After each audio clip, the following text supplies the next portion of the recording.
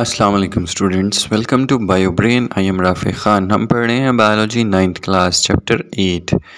इसी सिलसिले में हमारा आज का टॉपिक है डार्क रिएक्शन यानी कि केल्विन साइकिल। केल्विन साइकिल इसको क्यों कहते हैं? क्योंकि मेल्विन केल्विन ने इसको डिस्कवर एंड एक्सप्लेन किया था। फोटोसिंथेसिस का ऐसा पार्ट है जिसके लिए रोशनी की ज़रूरत मीन सनलाइट की ज़रूरत नहीं होती। That's why we are called it dark reaction. और रिएक्शन होने के लिए ATP और NADPH की एनर्जी को इस्तेमाल किया जाता है जो कि लाइट रिएक्शन में बनती है। तो आइए देखते हैं डार्क रिएक्शन बेसिकली होता क्या है। डार्क रिएक्शन कार्बोहाइड्रेट और ग्लूकोज बनाने के लिए ज़रूरी होता है, जिसमें कार्बन डाइऑक्साइड से कार्बोहाइड्रेट तैयार किए जाते हैं।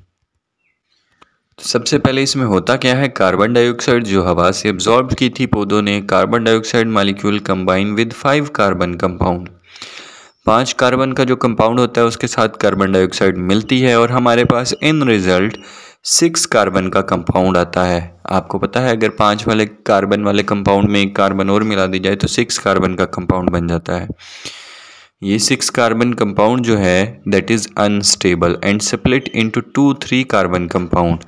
और 6 कार्बन कंपाउंड स्टेबल नहीं होता, कायम नहीं रह सकता, इसलिए ये 2-3 कार्बन कंपाउंड में खुद को तोड़ लेता है। अब हमारे पास 6 कार्बन कंपाउंड से 2-3 कार्बन वाले कंपाउंड हासिल हो चुके हैं।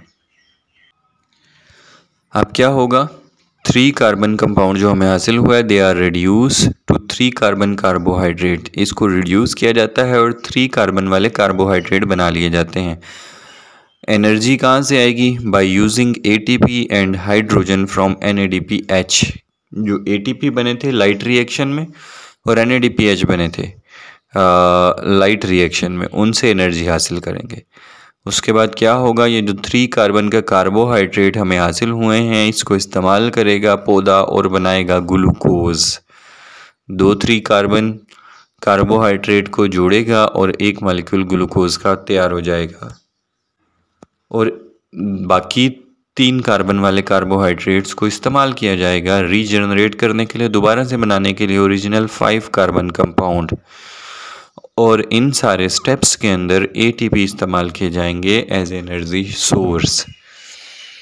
हमारे पास 3 कार्बन वाले कार्बोहाइड्रेट आए थे, उनको 2-3 कार्बन वाले कार्बोहाइड्रेट को जोड़कर ग्लूकोज मॉलिक्यूल बन गया और बाकी कुछ 3 कार्बन वाले कार्बोहाइड्रेट से हमने रीस्टोर कर लिए, रीजनरेट कर लिए 5 कार्बन वाले कंपाउंड्स और इसमें सारी हुई एनर्जी इस्तेमाल in the form of ATP। तो ये था सारे का सारा डार्क रिएक्शन। क्योंकि लाइट की ज़रूरत नहीं होती है इस रिएक्शन के लिए, इसलिए हमने इसको डार्क रिएक्शन बोला। ये ज़रूरी नहीं कि ये रिएक्शन रात को होता है। डार्क रिएक्शन बोलने का मकसद सिर्फ ये था कि एनर्जी जो बनी बनाई एनर्जी है वो यूटिलाइज होती है, लाइट एनर्जी की ज़रूरत नहीं होती। ये रिएक्शन एक्सप्लेन किया था मेल्विन केल्विन ने, that's it's why we are called it Calvin cycle. तो बेटा ये था हमारा आज का लेक्चर। अपना बहुत सारा ख्याल रखिएगा। आपसे मुलाकात होगी कल इंशाल्लाह। अल्लाह हाफिज़।